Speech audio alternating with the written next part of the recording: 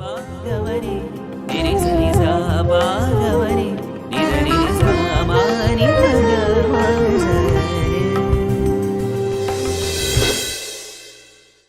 Sai Ram and greetings from Prashanti Nilayam. The Rudra Maha Yagna is now in full swing here, and it is only appropriate that I devote this special talk to that subject. Before I say anything on the Yagna proper, I must first offer the disclaimer that I am no Vedic scholar. I suppose that is no news to you. Whatever I say on the technical aspects is based on material I have gathered from various sources, including the scholars behind the event here. It is of course likely that there could be errors in my presentation due to the incompleteness of my understanding, for which I make my apologies in advance. The Rudra Maha Yagna is addressed specifically to Lord Shiva.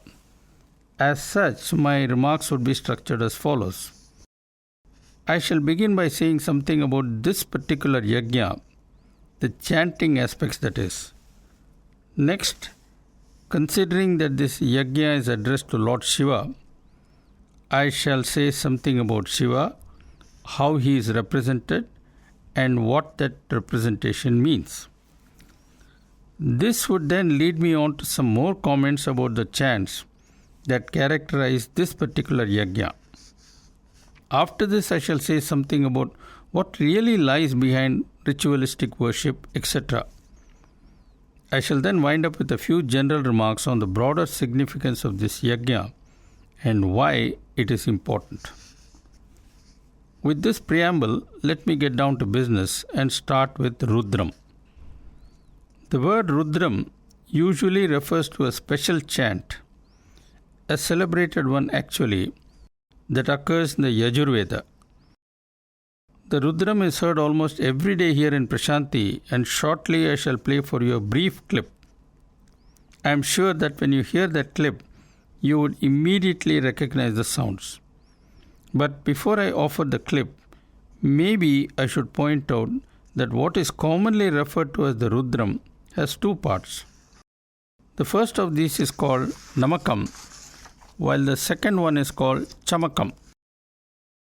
Most of the hymns of Namakam end with the words Namo or Namaha. Similarly, the ending of many of the hymns of Chamakam is Chame. The hymns are organized into portions called Anuvakams.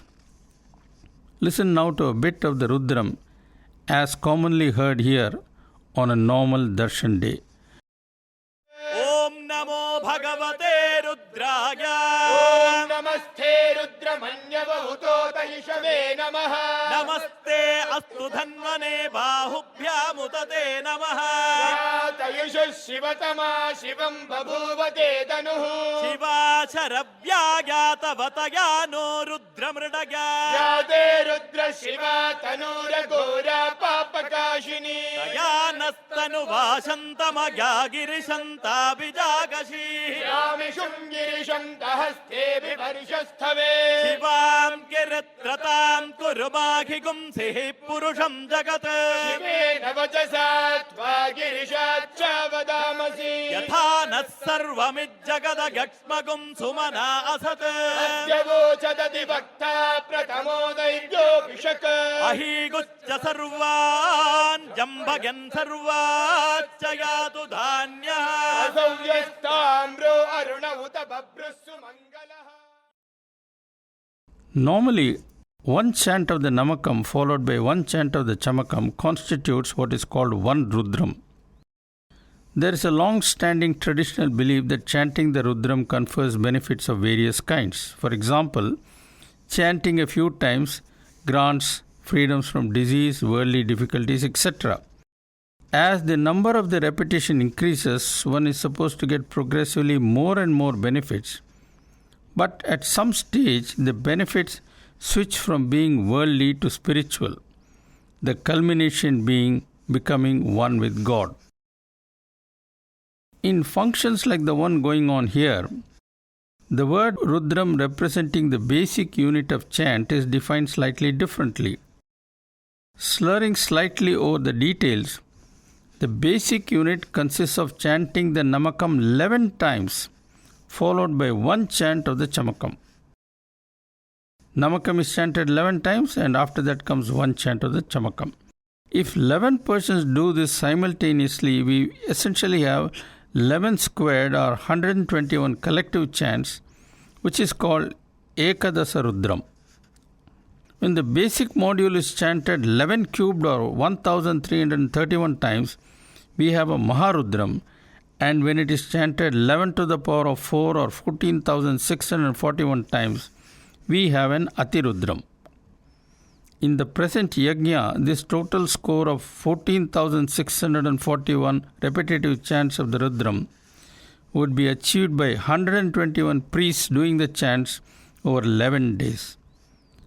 That is roughly the bookkeeping as far as the chants are concerned. For the record, I should mention that this total score of 14,641 could be achieved by one individual. Of course, this individual would have to chant over many days. He can't do it in one day. On the other hand, with a large enough team, it could all be done in one day itself. I should also mention that while this is the first time the Atirudra Mahayagna has been performed in Prashantinilayam, the Maharudram version has been performed once, way back in 1955 or 1956, I am not sure exactly which. Ritualistic worship does not consist merely of Vedic chants, though chants form the backbone. Often they are accompanied by procedures of various kinds, the most important of which in this case are 1. Abhishekam and 2. Offerings made to the sacred fire or homam as it is called. In the current yagna, the Abhishekam would be offered to a special lingam every day. The yagna also features 11 sacred fires to which offerings are made, once again to the accompaniment of chants based on the Rudram. Maybe you have not understood all that I have said, but let that not bother you. Soon we shall be bringing out a video documentary that would enable you to actually see all that I am now describing via words. Let me now turn to Lord Shiva, to whom this yagna is specially addressed. Who exactly is this Shiva? The folklore is of course full of details about who Shiva is. But I would like to view the matter in a slightly larger perspective than usual. In the ultimate analysis, Shiva is one of the many names by which the Supreme Creator is known. Now, all who believe in God agree without exception that the universe exists because a Creator willed it into existence. Whether this universe came into existence via the Big Bang, as scientists including myself believe, or as is described in various theologies, is a different matter. Despite all these differences, all theists believe that God created the universe of which we are a part. Now, most religions not only agree about the existence of a supreme creator, but also declare that God is abstract, formless, eternal, omnipresent, omnipotent, and omniscient. However, different religions choose to call this God by different names, but that detail need not bother us right now. Now, the human mind, as Krishna declares in the Gita, is infinitely capable. Yet, ordinary people do not experience the infinity that the mind represents.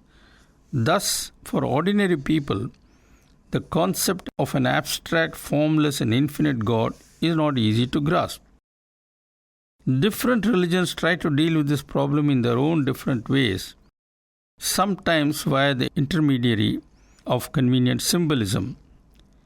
In this respect, Hinduism is perhaps the most liberal, leaving it entirely to the individual to adopt whatever form the individual wants, and thus conceptualize God in many different ways. At the same time, while encouraging the worship of God with form in order to develop love for God, ancient Indian scriptures always viewed rituals, etc., as a stepping stone to the ultimate realization that the individual is not the body but the real self or God. In other words, Worship of God was a graded process which took one from regarding God as a great provider to something indescribable, beyond attributes, eternal, and beyond space and time itself, and who was the self within. As Swami has pointed out, bhakti is first developed via rituals because they help one to relate personally to God. However, rituals are like flotation aids that people learning to swim first use. Once they know how to swim, they throw away the aids. In the same way, once the spirit of devotion is established firmly in the heart of the devotee, he or she should move to the higher realm of relating to God directly on a heart-to-heart basis. Let us now look at all this in some detail, with specific reference to Lord Shiva and the procedures that are being followed in the Atirudra Maha Yagna now in progress here. As I mentioned earlier, the human mind ascribes to the formless God a specific form so as to be able to easily relate to the Almighty. Where Shiva is concerned, the traditional description, together with the significance of the attributes, is briefly as follows. Shiva is supposed to have 3 eyes. Many meanings have been given to the significance of the 3 eyes, of which the one due to Swami is the most fitting. Bhagavan Baba says that one eye tells us that God knows the past. The second eye means that God knows the present. Humans also have 2 eyes, and therefore they too can claim they know the past and the present. Though of course humans cannot know the past relating to earlier births. In that respect, God is special. As for the third eye, it signifies that God alone knows the future. We do not. Shiva has matted hair, and apparently matted hair represents God as the Lord of breath, which is present in all living beings. A crescent moon adorns the head of Shiva. This crescent moon has many interpretations, the most important of which is that the moon represents the progression of time. In that sense, the message that Shiva's moon sends to us is that God is beyond time and is also the absolute master of time. The drum in the hand of Shiva is a symbol of sound, the basis for language. Shiva wears the skins of the tiger, the elephant, and the deer. The tiger represents power that pervades the universe. Thus, tiger skin symbolizes victory over every force on earth. Elephant represents pride, and wearing the elephant skin, Shiva sends the message that to become one with God, one must first conquer pride. Similarly, the deer, which makes big leaps, represents a fickle mind, and wearing the deer skin, the message sent is that the mind must first be still if one wants liberation. And so on the list goes. I am not saying that my description is the only way of understanding the symbolism, far from it. The point I am trying to make is somewhat different. Once one gives a form to God, one also starts assigning attributes. However, the assignment of attributes is done in such a manner as to remind the devotee that God is beyond the attributes associated with the phenomenal world. Getting back to the specific form of Shiva in which devotees visualize him, the question arises, is this form of God unique? By no means. God has endless forms.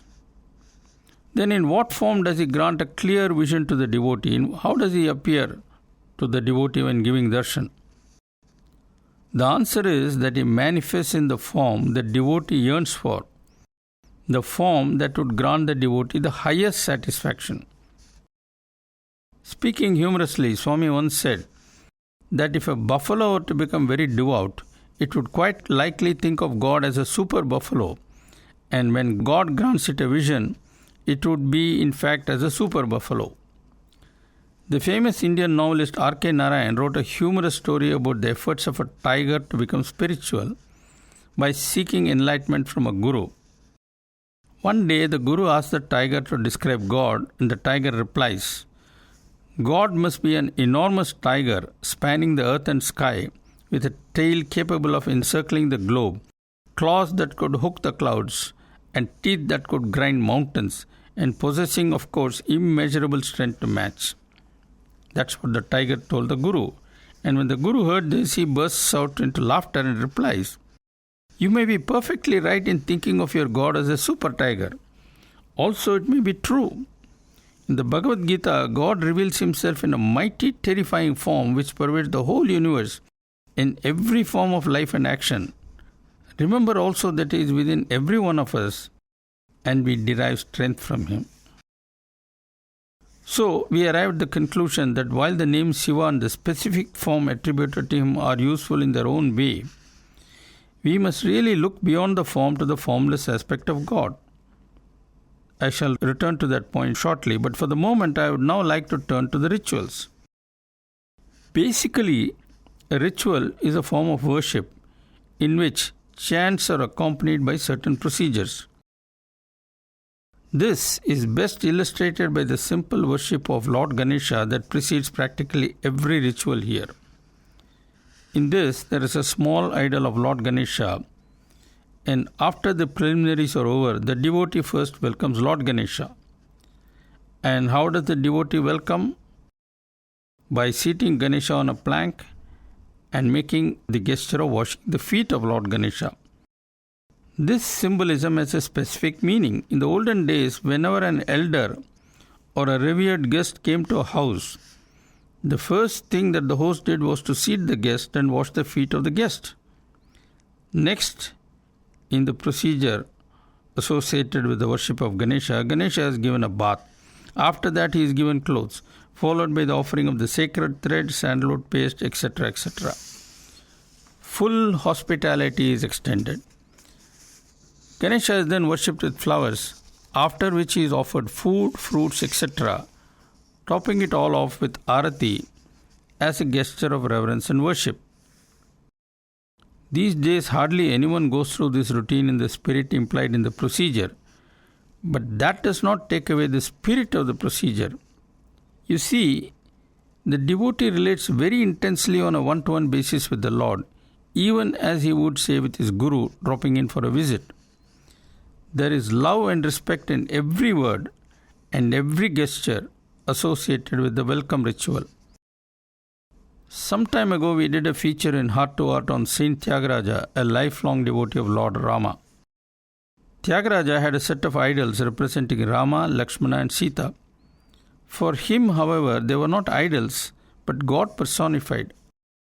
Tyagaraja related to them in an intensely personal way, and when, for example, the idols were seized by his brother in an act of jealousy and thrown into the Kaveri river, Tyagaraja became extremely distraught. And when he discovered the idols, by divine grace of course, how happy Tyagaraja became and how joyously he welcomed the Lord back into his home.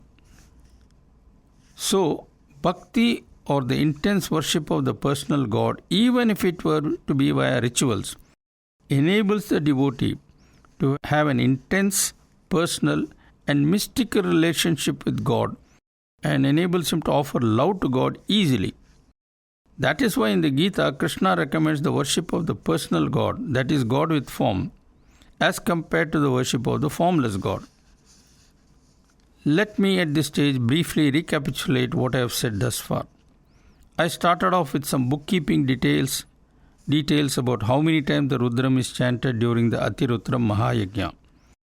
I then talked about visualizing God in the form of Shiva with all the attributes that are ascribed to him. That was followed by some remarks about how worship of God with form is very helpful in the spiritual path and how Krishna himself recommends it over the worship of the abstract formless God, which can easily derail the ordinary person.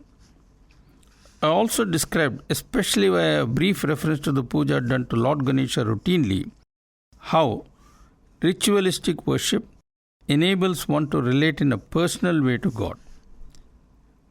This sets the stage for me to make now a few remarks about the procedures followed in the Atirudra Mahayagna.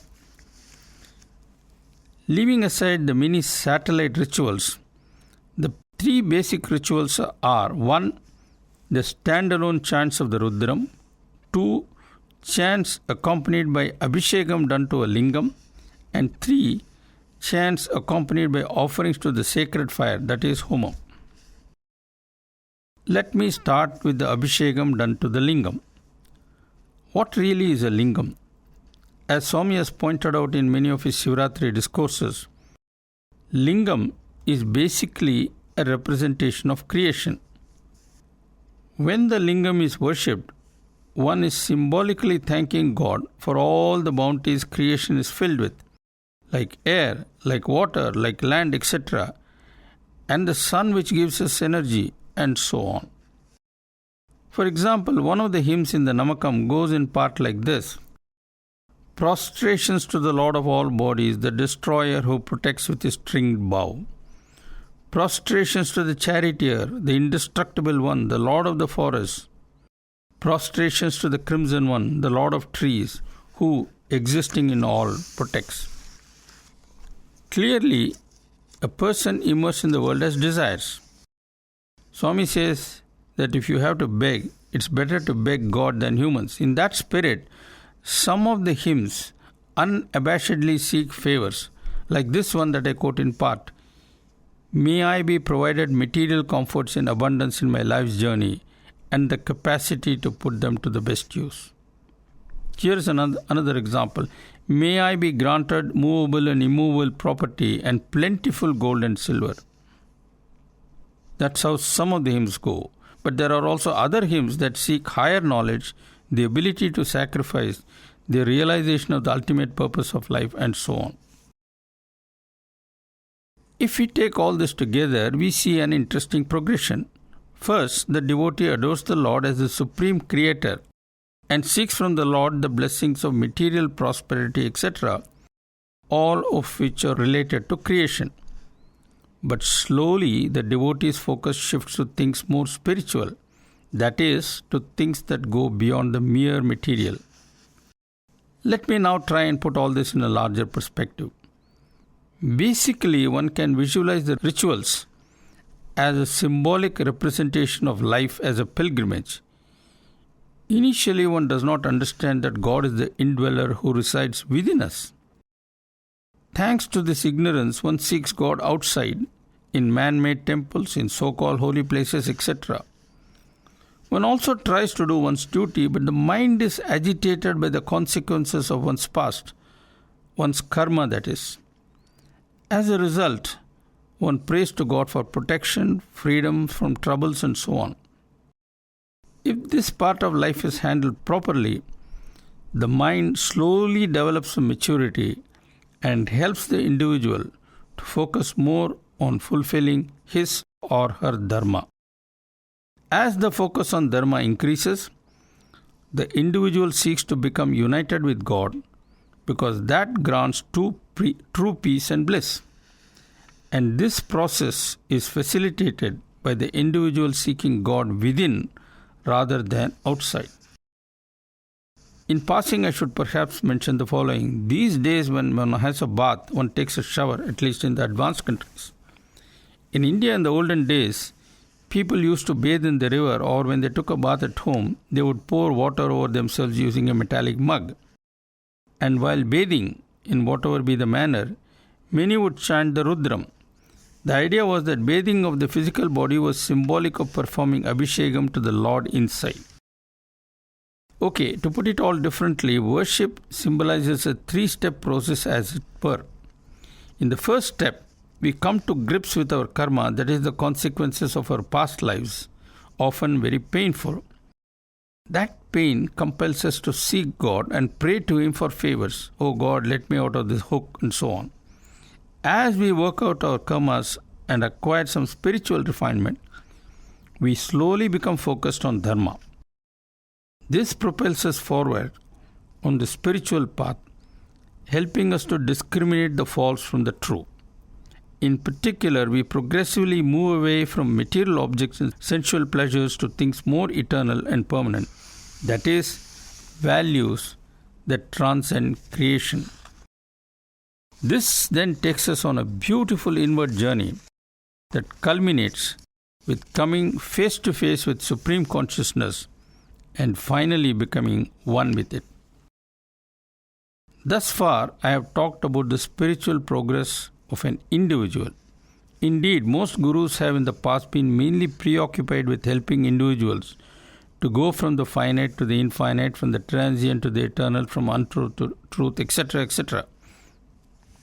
In this sense, spiritual journey was essentially seen as a lonely trek by an individual.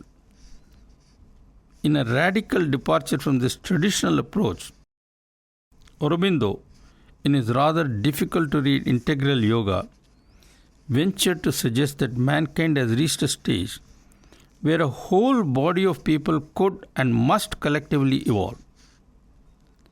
Even more interesting is the fact that our beloved Swami has been quietly translating Aurobindo's rather fuzzy theoretical concepts into practical reality with what I would call a truly revolutionary approach. Take, for example, Swami's Institute. On the face of it, it's a university that, like its counterparts elsewhere, offers courses in mathematics, physics, chemistry, etc., besides other courses on business administration, financial management, computer science, and so on. That is what one sees on the surface.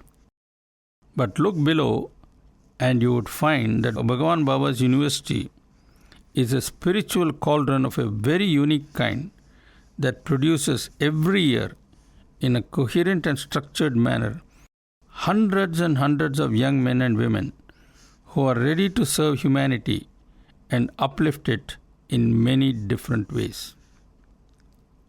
Look next at the Seva organization founded by Swami. As Bhagavan once told Dr. Fanibanda, the basic aim of the organization is to spiritually elevate the individual engaged in Seva. However, when thousands and thousands do selfless Seva around the world throughout the year, that has its own collective impact in uplifting a large number of people. The same is true of Swami's hospitals. On the face of it, the hospitals help the poor by offering them free medical service, including at the advanced level. But look deeper and what do you find? These hospitals provide a wonderful chance to so many doctors and nurses to do real service. Then there are the large number of Swami students who are serving as technical officers for a modest salary, even though they can command much bigger pay outside, given their highly specialized skills. And let us not forget the many others who are serving in the hospitals in various capacities purely on a voluntary basis. Finally, there are the huge Sevadal brigades that come week after week from all over the country to engage in a variety of support services that range from security duty to laundry work to carrying food to the patients to pushing wheelchairs and so on. In every one of the institutions created by Swami, groups of people working coherently together and for a common noble cause get collectively elevated, spiritually that is. And the beauty is that the people involved get uplifted without being conscious of it. Superficially, it seems to sort of just happen. But that's not really true because Swami is there behind, silently orchestrating it all. That is what is unique about this avatar. He has come not merely to give a helping hand to individuals here and there, but to large sections of humanity. In physics, we have a phenomenon called self-organization, where a collective system under special conditions exhibits extraordinary properties. Superconductivity is a classic example. A wire made of lead can conduct electricity, but when the electrons flow in the lead wire to carry current, they normally experience resistance. If the resistance is high, the wire in fact gets hot. But take a wire made of lead and cool it to a temperature close to absolute zero, and you know what happens? Miraculously, the electrical resistance vanishes completely. It becomes zero. And the electrons can flow without facing the slightest impedance. This is an example of self-organization. When the conditions are right, the entire system goes over to a different state and the behavior of the system changes dramatically. The laser is another great example. The laser is basically a system, the atoms of which emit light. A fluorescent tube also emits light. So what's the difference between the light emitted by a fluorescent tube and that emitted by a laser? The atoms in a discharged tube emit light in all directions and with a range of frequencies. The atoms in a laser behave very differently. Firstly, the light emitted comes out in one direction. Secondly, the frequency range is very narrow. And thirdly, the atoms all emit light in step, as it were. That is what makes the laser very powerful. So powerful that in suitable cases, the laser can even drill through thick steel plates. Here too, once the conditions are right, the system just fires and starts lasing, as scientists say. This also is a case of self-organization. Swami is telling us that when individuals in society are all in perfect step with Dharma, then automatically that society would become self-organized and transform into utopia. This is how the so-called Golden Age would dawn, when mankind becomes self-organized by resonating to Dharma. The Golden Age will not appear through the wave of a magic wand, as many seem to imagine. In passing, I might add that unknown to us, Swami is nudging us forward with some incredible but hardly noticed steps. I shall mention just two. I don't know how many of you listeners were born at the time of the famous Cuban Missile Crisis in the early 60s, when Kennedy was the President of America and Khrushchev was the boss of the erstwhile Soviet Union. I remember those days vividly. There was an eyeball-to-eyeball confrontation between the two great superpowers, and it seemed for a few days that the whole world might go up in a nuclear holocaust. Tough messages were being exchanged between the two world leaders, and at a crucial moment, Kennedy had the option to send almost an ultimatum or to send a slightly conciliatory message that would enable Khrushchev to back off without losing face. Kennedy chose the latter option, and dramatically the crisis eased off. Historians might praise the statesman-like approach taken by Kennedy, but we must realize that ultimately our actions are determined by inner promptings. If the promptings are good, then so are the resulting actions. Narrating the story of Dhruva that highlights the importance of inner promptings, Swami once said that when young Dhruva, a mere 5-year-old, was on his way to the forest to do tapas, sage Narada asked the young lad where he was headed. Dhruva replied that he was going to the forest to do tapas. Narada then asked, "And how exactly do you plan to do the tapas?" Dhruva calmly replied, "He who put the idea in my head about going to the forest would also guide me how to perform the tapas." Yes, God often works that way without making himself very evident. As Swami once declared, "Coincidence is a miracle where I hide myself." Swami hid himself during the Cuban Missile Crisis, but he steered it to a safe end. This reminds me of another great historical event, the meeting between President Ronald Reagan and Gorbachev that resulted in a remarkable détente and led to the drastic reduction of the nuclear arsenal held by America and Russia. Subsequently, there was a dramatic change in Russia to the point where we now actually have so many Russians coming to Prasanthi Nilayam. Something we simply could not have dreamt of, say even as late as 1985 or 1988 even. Perhaps I have been rambling somewhat in this talk, but I just could not help it because this is a subject of such vast proportions. To help you, let me briefly recapitulate the main points I have made thus far. 1. I started off with a few remarks about what exactly is meant by the Atirutra Mahayagya. 2. I then said something about Lord Shiva, the attributes he is supposed to have and what they mean. 3. After this, I moved on to the utility of worshipping God with form. 4. This took me then to some of the specifics of the procedure followed in the current Yagna. 5. I then described briefly how, starting with the ritualistic worship of the God with form, one slowly evolves to the adoration of the formless abstract God who is nothing but pure consciousness. 6. I also took the opportunity to point out how Swami is helping us not only at the individual level to become better spiritually, but is in fact lifting us all together at the same time so that humanity as a whole would see better days. I guess it's now time to wind up. I believe that this Yagna is a wake-up call for all of us to pause and to reflect on who we really are. Resonating with the sacred vibrations generated by the Vedic chants here, all of us must see ourselves in a larger and cosmic setting and what our real purpose of existence as human beings is. According to me, human destiny is determined by two critical factors: where we came from and where we are headed. As far as the first is concerned, there is no question that humans have evolved from lower species. In turn, this means that inevitably humans would have traces, sometimes strong, of the basic instincts and tendencies common to animals. However, this does not mean that humans have to yield to these instincts and not rise to higher levels.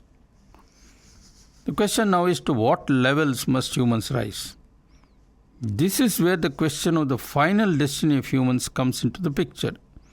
If the individual believes that he must revel in the primitive instincts but in a sophisticated way that technology enables him to, then he would be nothing more than a clever animal or a clever devil perhaps. But is that what human birth is gifted for? If we believe there is a higher, nobler destiny that beckons us, then we must seek that nobler destiny and reach that goal. That goal is to realize our latent divinity and become one with God. The Yagna that I have talked about is a powerful reminder of that truth. While people in India can instinctively recognize this truth thanks to an ancient and rich tradition, I must not omit to mention that great scientists in the West have also independently come to the same conclusion about this great truth, Einstein, for example, declared that he pursued science because it enabled him to have, at least fleetingly, the mystical experience of cosmic infinity. Young Werner Heisenberg also experienced the same cosmic feeling of religiosity when at the age of 22 or so he discovered a key principle of quantum mechanics. As he later wrote to his sister, he felt at the moment of his great discovery as if he was looking over the shoulders of God while the Creator wrote the symphony of creation. Erwin Schrödinger, another of the founders of quantum mechanics, declared at the end of the day that he had no choice but to recognize the profundity of the Vedic declaration, Aham Brahmasmi, I am Brahman. By the way, both Heisenberg and Schrödinger won the Nobel Prize. Max Planck of Germany, who in a sense ushered in the era of quantum physics, declared that consciousness is primary and that matter is secondary, being a material manifestation of consciousness. For the record, I must mention that Planck too was a Nobel Prize winner. Eugene Wigner, another Nobel Prize winner from Hungary, declared that information is complete only when it is registered in consciousness. Then there is the Harvard biologist George Wald, needless to say another Nobelist, who said that though as a scientist he did not like accepting the idea of consciousness, he had no choice but to accept that consciousness existed first, and from it all creation, the human being the finest flower of this supreme consciousness. Is it any wonder then that more and more scientists are being drawn to the idea of primary consciousness from which everything came, and that Shiva, who represents consciousness, symbolizes the cosmic rhythm of the universe through his tandavam or dance? Yes, Shiva is the root and support of this universe, and the rhythm of his cosmic dance is reflected in the atoms and in the galaxies of the universe. As physicist Fritjof Capra says, and I quote, "Modern physics has shown that the rhythm of creation and destruction is not only manifest in the turn of the season and in the birth and death of all living creatures, but is also the very essence of inorganic matter. For modern physics then, Shiva's dance is the dance of subatomic matter." Capra concludes, hundreds of years ago, Indian artists created visual images of dancing Shivas in a beautiful series of bronzes. In our time, physicists have used the most advanced technology to portray the patterns of that cosmic dance. The metaphor of the cosmic dance thus unites ancient mythology, religious art, and modern physics. That is the end of quote from Fridge of Capra. Incidentally, in appreciation of the feelings of modern physicists for Shiva's dance, the Government of India presented in June 2004 a 2 meters tall statue of Nataraja representing Shiva engaged in his cosmic dance. This statue was presented to the world's largest nuclear laboratory in Geneva. As this great Yagna and Prashanti winds its way to conclusion, we devotees, wherever we are, must, taking help from the rituals and the chants, try to look far beyond so that we see ourselves not in the limited setting of daily life as father, mother, teacher, CEO or whatever, but with respect to where we came from and where we ought to go. As Swami reminds us, from consciousness we all came, and in consciousness we must finally merge. And Shiva is one of the representations of that supreme consciousness. The worship of the lingam, abhishekams done to it, and offerings made to the fire while chanting the name of Shiva must all help us to focus on our true destiny and not on the false destiny that the ephemeral world tempts us with. I hope you agree with my conclusions. Let me now leave you with the sounds of a beautiful bhajan on Shiva sung by Swami that hopefully would reinforce my observations. Thank you for listening and Jai Sai Ram. Shivaya Parameswaraya Chandrasekharaya Namo.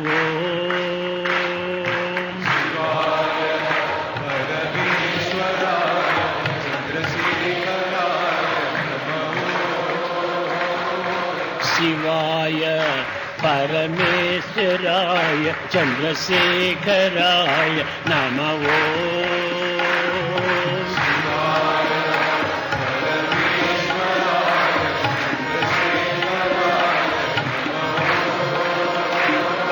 Shivaya Parameswaraya Chandrasekharaya Namo.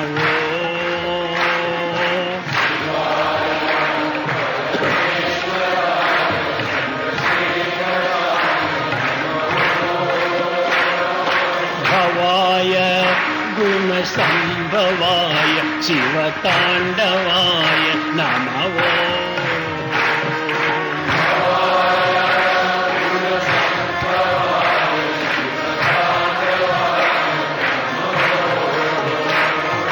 Bhavaya Guna Sambhavaya Shiva Tandavaya Namo.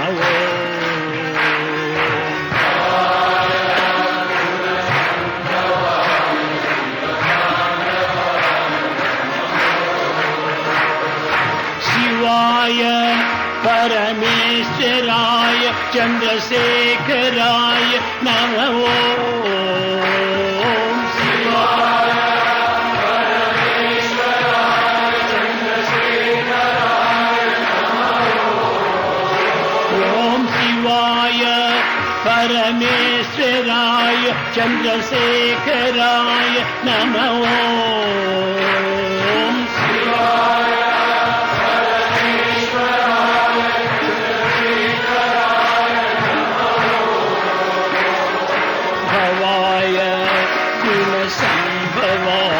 Shiva Tandavaya Namo.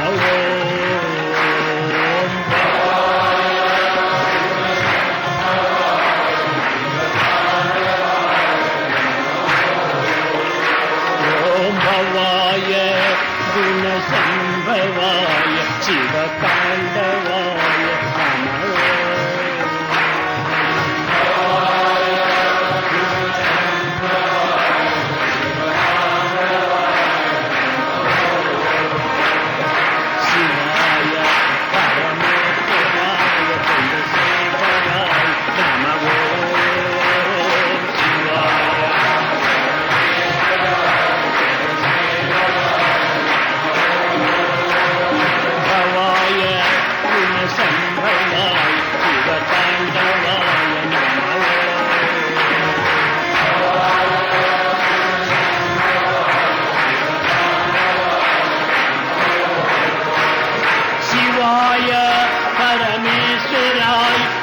शेखराय नमः